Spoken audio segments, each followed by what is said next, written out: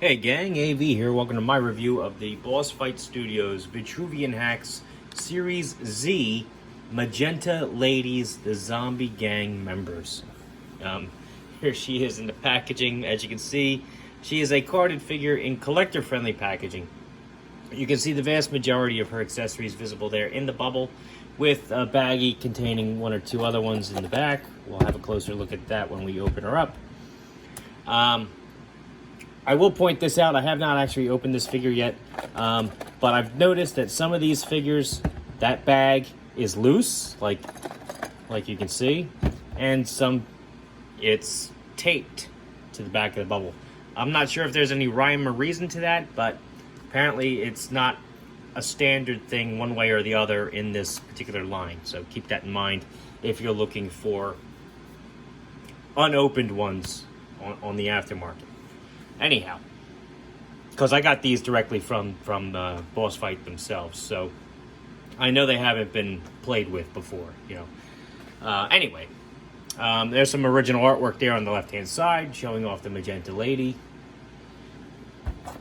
Flipping it over, you have the other figures also available in this wave of zombie-related Series Z figures. And then you have the write-up here on the left-hand side. If you'd like to read it, feel free to pause the video and do so now. Okay, always a fan that they include that. And let's open the figure up and see how cool it is. Peel that tab up. Slide the card out.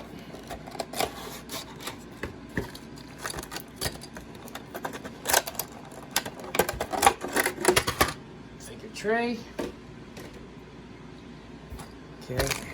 Now it's collector-friendly packaging because you can put this back when you're done, but as I've mentioned in previous zombie Series Z figures, they give you this sealed bag in there in the back, which means that you have to cut it open or rip it open to get the extra accessories out, and that defeats the purpose of having collector-friendly packaging, in my opinion, because now you kind of negate the whole take it out and put it back aspect.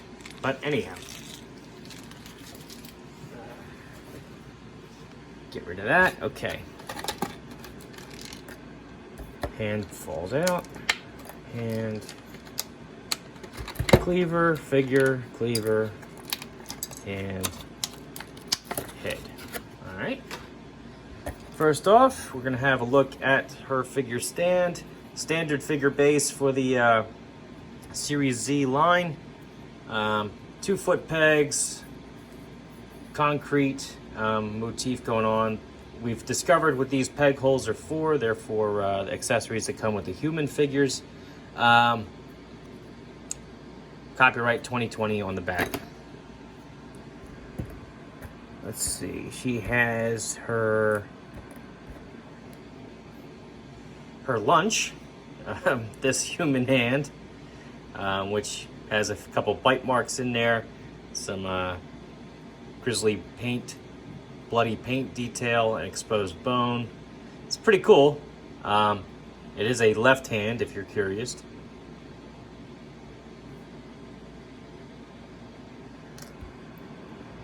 She has 3 knives. This machete, which was in that sealed bag with the figure base, as you can see, we've gotten these accessories before with like the advent calendar from last year, just with slightly different paint apps. This is a clean blade, metallic color with a blood splatter on both sides, black handle with 2 holes drilled into it. And she comes with 2 cleavers, a small and a large, both with metallic paint on the blades, as well as some blood splatter, black handles, 2 holes drilled in it. Here's the larger one. Again, metallic paint for the blade, blood splatter, black handle, 2 holes drilled into it.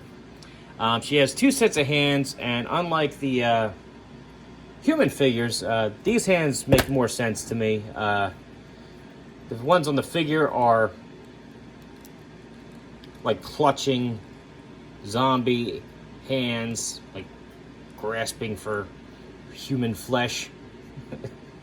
Whereas the extra set of hands that she comes with are to hold her accessories, and they're more for actually holding on to stuff. So it holds the accessories just fine in there. The fingers on these figures have always been pretty forgiving. They can bend out of the way just enough for you to get the accessory in there. I'm just having trouble with her pinky. There we go. So you can hold just about everything she comes with, including her lunch if you want. Put that in her hand as well. So she can carry that around and munch on that if she likes. Articulation on these, I think they bend. Yes, they do bend up and down. They do have the hinge that bends up and down. And the ones on the figure go in and out. So they do have the alternating articulation. And last accessory she comes with is her alternate head. So you can army build them as well. This one's got blonde hair. Pretty grisly looking. Pretty unattractive. Right there. And the one on the figure has been scalped, it looks like. Actually has some damage up there at the top of her head. Literally, I think she was literally scalped. Bald spot. She does have dark hair continuing on the back there too, so it's kind of interesting that they went that route with that. Screaming face on that as well. All right, let's look at her details before I get into articulation. She's got gray skin, some blood there on her neck. No blood or anything on her hands, but she has the continuation of the gray skin for her hands. Vest is pliable. There is some blood splatter on her skirt, as well as her torso here. You can see some wounds there. I like the fact that they went to that much detail with this. Because like I said, the Brittany Bites figure I reviewed was way too clean to be a zombie, in my opinion. I mean, she did not have any wounds, no dirt, anything. She was just wearing a white shirt, and it just didn't look right. So I'm glad they did that with this figure. Apparently he's wearing purple leggings and some boots. Typical boots for the female figures. The tops of the boots are actually a separate piece, so you don't lose any articulation in the feet because of that. And that's pretty cool. Alright, so let's do her articulation now. Head is on a barbell joint. Gives a great range of motion, full 360 degrees. Can look up pretty well, down pretty well. Tilt from side to side to get some expression out of her. And even a tiny bit of forward and back, but not really much. See how the other head fares, the hair on it.